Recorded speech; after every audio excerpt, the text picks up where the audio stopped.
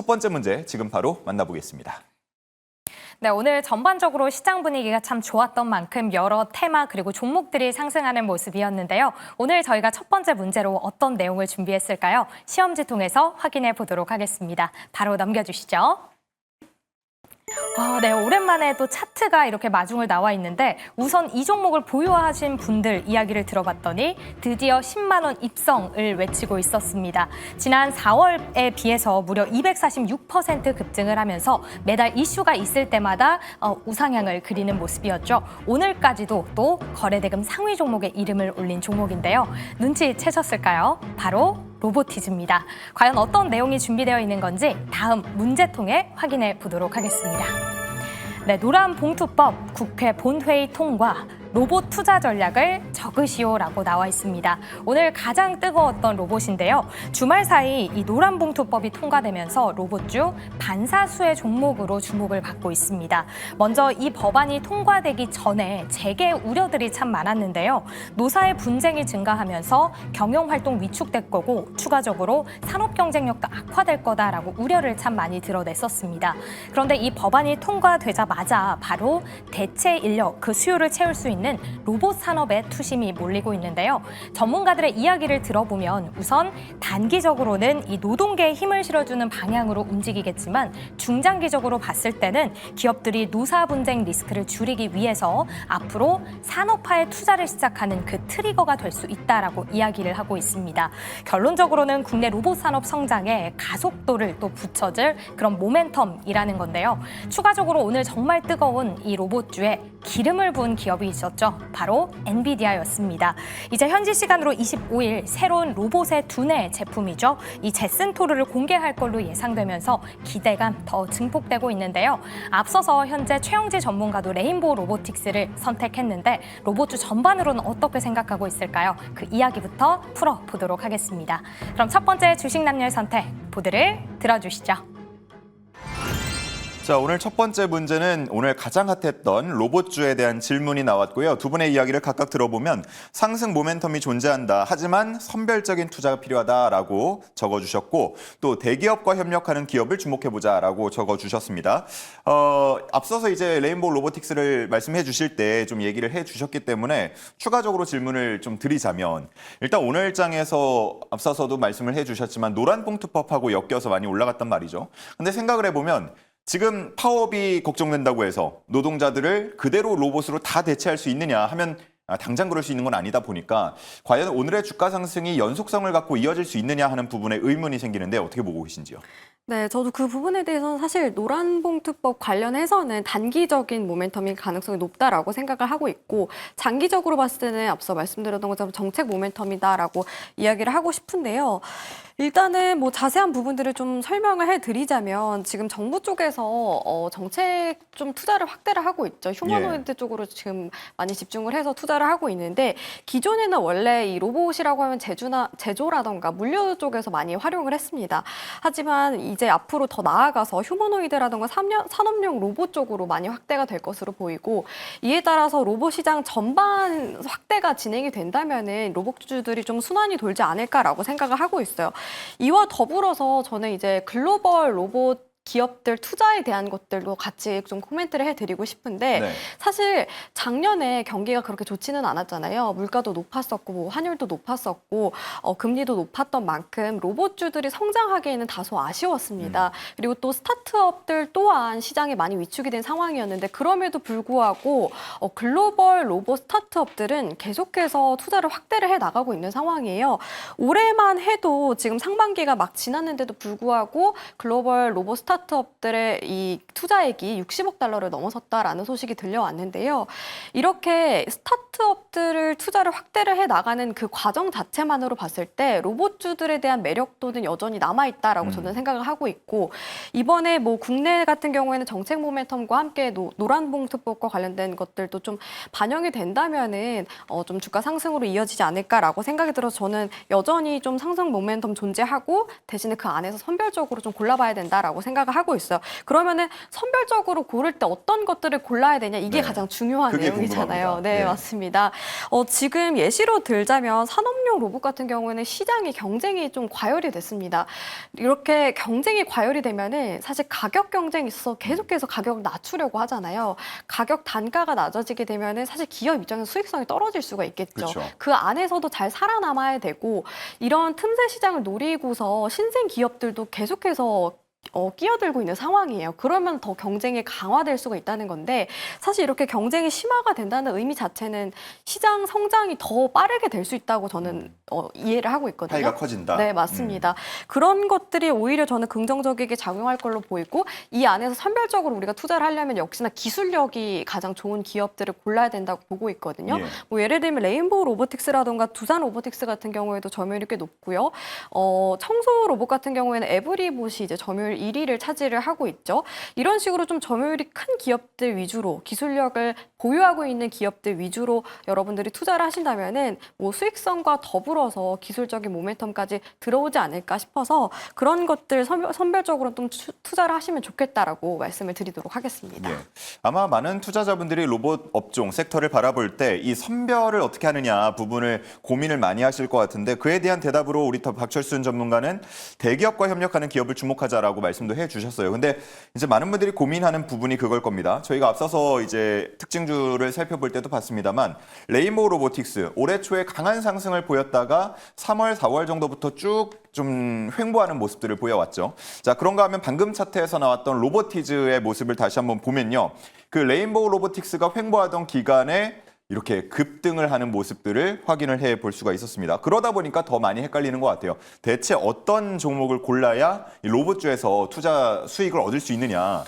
자, 대기업 협력하는 기업 주목하자. 이건 과거부터 꽤 많이 나왔던 얘기인데 구체적으로 설명을 부탁드리겠습니다. 일단은 저 같은 경우는 이제 HTS 상에다가 기업별로 이제 협력 관계에 있는 종목들을 정리를 해놓고 나머지 종목들을 밑에다 깔아놓고 있거든요. 왜 그러냐면 일단은 앞서 기술력이 중요하다고 말씀해 주셨는데 이 기술력을 확실하게 검증받은 게 대기업과 협력하는 기업들입니다. 그렇기 때문에 일단은 우리가 기술적으로 평가하지 않아도 이미 대기업에서 평가를 하고 기술력을 인증받은 기업들과 기업들을 묶어서 이제 보자라는 개념인데 사실 이제 로봇주들이 테마가 형성됐을 때는 강하게 올라가긴 하지만 여전히 실적에 대한 기대감이 좀 없다 보니까 작년 이제 중반부터 시작해서 조금씩 올라가더니 이제 최근 들어서는 계속적으로 밀렸었잖아요. 예를 들어 레인보우 로보틱스 차트를 한번 본다라고 한다면 올해 초반까지는 강력했습니다. 그렇죠. 그런데 2월 달에 고점 찍고 계속적으로 흘러내려왔다가 4월부터는 지금 박스권 흐름들을 계속적으로 보여주고 있는 상황이거든요. 그런데 지금 상반기 때만 해도 이제 기대감은 있었지만 뭐 실적이라든지 뭔가 이런 것들에 대한 기대감이 좀 없었어요. 하지만 최근 들어서 이제 실적들이 조금씩 보이는 기업들도 눈으로 확인이 되다 보니까 다시 한번 또 시장에서는 로봇주에 대한 관심이 더 높아지고 있는 것 같습니다. 거기다 지금 중국 같은 경우가 반도체 굴기도 하고 뭐만 하면 굉장히 강력하게 지금 정부에서 정책적으로 밀어주고 있는데 휴머노이드 로봇 쪽도 굉장히 많이 하고 있잖아요. 그래서 휴머노이드 올림픽까지 열 정도로 굉장히 강력하게 지금 투자를 해주고 있는 상황이다 보니까 다른 이제 글로벌 주요 이제 테크 기업들 같은 경우도 굉장히 위기감을 느끼는 상황이고 더욱더 투자의 가속화를 하고 있는 그런 상황입니다. 우리가 알고 있는 뭐 엔비디아나 폭스콘 같은 경우도 이제 공장 자동화 솔루션이라든지 로봇에 대한 계획을 발표할 계획이고 특히나 이번 주에도 이제 엔비디아 실적 발표 때 이런 부분들이 좀 공개가 되겠죠. 그렇다면은 단기적으로 이제 오늘 좀 많이 오르긴 했지만 좀 유지가 될 확률들은 좀 있다라고 보고 있고요. 그다음에 이제 테슬라라든지 보스턴 다이내믹스도 최근 뉴스를 한번 보시면 아시겠지만 역시나 강력한 투자를 예고를 했습니다. 그만큼 지금 로봇 시장을 선점하기 위해서 우리가 알만한 기업들은 굉장히 많이 지금 치열하게 지금 경쟁을 하고 있다는 거죠. 그렇다면 역시나 협력하고 있는 기업들이 가장 먼저 직접적으로 수익을 만들어낼 수 있는 그런 상황이고 수주라든지 이런 것들에 대한 어떤 뉴스가 나오거나 공시가 나온다고 하면 단기적인 주가 상승도 기대해 볼 수 있기 때문에 일단 이런 정보들을 보시면 좋을 것 같고요. 로보티즈 같은 경우는 사실 지금 가장 강력하죠. 액추에이터에 대한 중요성이 휴머노이드 시장에서 가장 강력하게 지금 부각이 되다 보니까 우리나라 뭐 대표적인 기업이었던 로보티즈 같은 경우는 고점을 지금 계속적으로 뚫고 올라가는 모습들을 좀 보여주고 있지만 나머지는 이제 올라가기 시작했습니다. 그래서 뭐 레인보우 로보틱스도 아직 많이 오르지 않은 상태고요. 그래서 이런 정보들은 지금이라도 충분히 접근 가능하니까요. 일단은 너무 고점에 있지 않고 바닥권에서 지지선을 확실하게 확인한 종목 중에 이제 오르기 시작한 종목들은 천천히 한번 이번 주에 베팅을 해보셔도 좋겠다 이렇게 말씀드리겠습니다. 네. 뭐 말씀 중에 옆에 자료 화면도 나갔습니다만 이제는 로봇이 꽤 인간과 흡사한 움직임들도 보이고요. 뭐 격투도 하고 춤도 추고 하는 모습들이 전혀 어색하지가 않기 때문에 앞으로 성장에 대한 기대감이 상당히 많이 모이고 있습니다. 그중에서 우리 기업들 중에 누가 가장 또 수익을 챙길 것인가, 또 주가가 오를 것인가 하는 부분을 우리가 지속적으로 살펴봐야 할 것 같고요. 자, 노란봉투법 관련된 얘기를 오늘 계속해서 좀 할 수밖에 없게 되는데 주요 쟁점 저희가 정리해 놓은 게 있습니다. 관련해서 좀 보면서 얘기를 더 드리도록 하죠.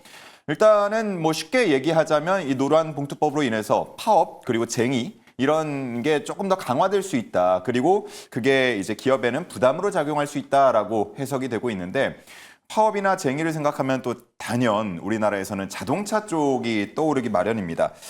자동차 쪽에서 좀 약세가 나오지 않을까 하는 흐름들, 그리고 이걸 어떻게 보면 기회로 삼아서 우리가 좀 노려볼 만하지 않느냐 하는 그런 분석들도 나오고 있는데 우리 최영진 전문가는 어떻게 생각하시는지요? 사실 단기적으로 봤을 때는 당연히 기업 입장에서는 이런 노동 리스크를 줄이기 위해서 비용 부담도 있을 거고요. 뭐 파업 같은 경우 사실 기업 입장에서 손해보는 부분들이 있잖아요. 근데 손해배상과 관련된 것들을 강화시킨다고 했을 때 기업이 손해되는 부분에 대해서 좀 대응을 하기가 어려워서 그만큼 뭐 단기적으로는 리스크가 생길 수 있다고 보고 있긴 합니다. 하지만 장기적으로 봤을 때는 저는 오히려 기업 입장에서 초기에 대응을 하고 장기적으로 봤을 때는 사업이 조금 더 좋지 않을까라고 생각이 드는 게 제조업 특성상 사실 이렇게 뭐 파업 이슈라던가 아니면 노동자와 관련된 이슈가 있었을 때 주가가 하락하는 경우가 굉장히 많아요. 예. 그런데 이번 계기를 통해서 좀 그런 부분들을 잡아둔다면 장기적으로 봤을 때 그런 리스크를 더 줄일 수 있지 않을까라고 생각이 들어서 오히려 자동차 관련된 종목들이 오늘 조금 빠지다가 다시 올라오면서 마감을 맞아요. 했어요. 근데 오히려 장기적으로 봤을 때 좋다고 생각이 들어서 이런 저가 매수세가 유입이 되지 않았나 장 마감 다가왔을 때 저는 이렇게 바라보고 있거든요. 그래서 자동차 관련된 종목들은 크게 문제가 되지는 않을 거다. 다만 단기 변동성에만 주의를 하셔라 이렇게 말씀을 드리고 싶고 장기적으로 봤을 때 지금 자동차 업황 자체가 살아나고 있고 우리나라 뭐 자동차 판매량도 다시 회복하고 있는 만큼 주가 자체는 크게 문제는 없을 거다라고 저는 생각을 하고 있어요. 그래서 그런 부분들 좀 투자 전략으로 참고를 하시면서 대응해 나가면 좋겠습니다. 네, 뭐 대표적으로 현대차나 기아 보면은 그동안 관세 그리고 뭐 파업, 노란봉투법 여러 가지 잡음이 있었습니다만 주가는 꾸준히 조금씩 야금야금 올라가고 있는 흐름을 보이고 있습니다. 그래서 앞으로도 좀 지켜볼 필요가 있을 것 같고 최근에 이렇게 쟁점 법안들이 하나둘 통과가 되면서 또 주목받는 게 2차 상법 개정안 아닙니까? 관련해가지고 증권사 그리고 지주사에 대해서도 다시 한번 좀 턴이 올지 않겠냐 하는 분석들 많은데 우리 어떻게 보시는지 궁금하네요. 일단 상법 개정안이 이제 국회 본회의를 통과하면서 관련해서 수혜를 받는 종목들에 대해서 지금 계속 부각이 되고 있는 예. 거잖아요. 근데 일단 기본적으로는 어떤 소액주주들의 어떤 의견이라든지 이런 것들이 관철이 될 수 있는 부분들이 더 커지기 때문에 아무래도 이제 배당이라든지 이런 것들이 늘어나게 된다라고 한다면 기업 지주회사라든지 금융주가 상대적으로 좀 더 유리하지 않을까 생각이 있습니다. 그래서 시장에서도 이게 지금 주가적인 측면에서는 일단 상승 모멘텀이 될 수 있다라고 판단해서 일단 오늘 대다수의 지주사들과 그다음에 증권주들이 올랐는데 뭐 지금 최근에 사실 정책적인 기대감으로 사실 두 종목 다 두 섹터 다 굉장히 많이 올랐었잖아요. 예. 게다가 어느 정도 지금 가격적으로 조금 조정을 받으면서 가격 조정이 끝나고 이제 반등이 나오는 기업들도 꽤 많습니다. 예를 들어서 뭐 지금 삼성증권을 한번 본다라고 한다면 삼성증권 같은 경우 최근에 한 2달 가까이 빠지다가 이제 오늘 조금씩 반등이 나오기 시작을 했거든요. 그래서 일단은 지금 어느 정도 정책에 대한 기대감이 다시 한번 올라가는 시기이고 주가는 어느 정도 조정을 받아서 가격 부담이 많이 내려온 상태이기 때문에 증권주를 좀 보시는 게 좋을 것 같습니다. 지수사도 좋지만 상대적으로 단기적으로는 증권주를 더 좋게 보는 이유 한 가지만 더 말씀을 드리면 일단 금리 인하에 대한 기대감이 높아진 상황이다 보니까 당연히 유동성이 확보가 되면 일단 거래대금이 증가하면서 상대적으로 다시 한번 증권주의 실적 성장 또는 시장의 관심도가 더 높아질 수가 있습니다. 그래서 둘 다 봐야 되는 섹터이지만 일단 단기적인 관점에서는 금리 인하 기대감이 올라가는 현 시점에서는 증권주를 좀 더 단기 관점에서 트레이딩 관점에서 접근해 보시면 좋을 것 같습니다. 네, 좋습니다.